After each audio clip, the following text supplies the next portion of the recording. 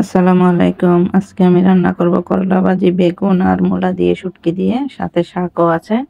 তো মূলা কেটে ধুয়ে পরিষ্কার করে নিয়েছি, দিয়ে দিলাম এখানে পেঁয়াজ, কাঁচামরিচ, টমেটো, শুটকি দিয়ে দিলাম। তারপরে একে একে হলুদ, মরিচ, ধনিয়ার গুঁড়া, তেল, যা যা লাগে আর কি সব দিয়ে দিলাম।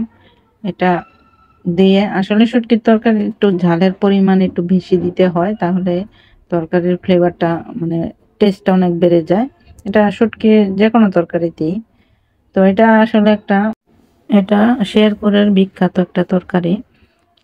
শীতের সিজন আসলে সব ধরনের সবজি দিয়ে এই শুটকির তরকারিটা রান্না করে, সাথে শাকও দেয়। তবে এটার ভিতরে ওরা বেশিরভাগই লাউ শাক দেয়, কিন্তু আমার কাছে লাউ শাক ছিল না, আমি অন্য শাক দিয়েছি, দিয়ে তারপরে রান্না করেছি। তবে শাকটা আমি প্রথমে দেখাইনি, যখন দিব তখন দেখাবো আর কি। তো লাউ শাক থাকলে একসাথে দিয়ে হাতে মাখায় রান্না করতাম। যেহেতু লাউ শাক ছিল না, ওইটা একটা মানে কলমি শাক, তো কলমি আর সেচি শাক ছিল। তো ওই শাকগুলো হলো কি নরম অনেক, একের সাথে দিলে আপনার শাকটা খুঁজে পাবো না। তো এই জন্য তরকারিটা যখন হয়ে হয়ে আসবে তখন এই শাকটা দিয়ে দিব। তো এই 2-3 মিনিটেই হয়ে যায় শাকগুলো। তো আর এখন তো শাকের সিজন, যেমন আপনার এই নতুন নতুন শাক গজাবে, ওই শাকগুলো আসলে অনেক নরম হয়। তো এই তো আমি ভালোভাবে মাখাইতেছি, তো হঠাৎ করে মনে হলো তরকারি আমার এরকম কেন সফট হয় না কেন। তো মনে হলো যে আমি তো লবণ দিই নাই।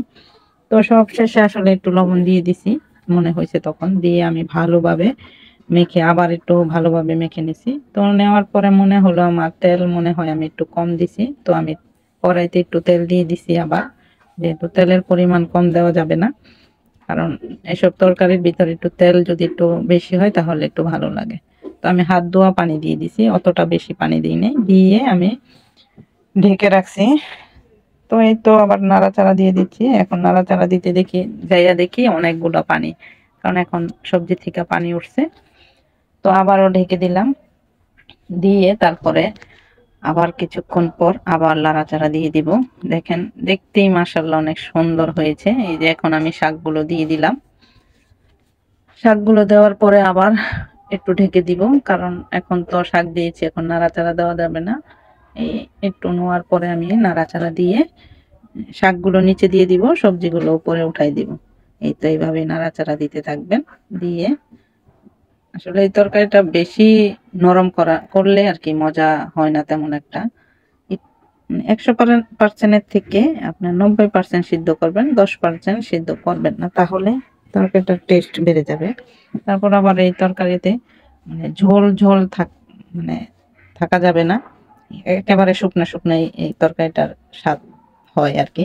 তো আমি ধনিয়া পাতা দিয়ে ঢেকে দিছিলাম, এখন আর নাড়াচাড়া দিব না, দম দিয়ে রাখবো।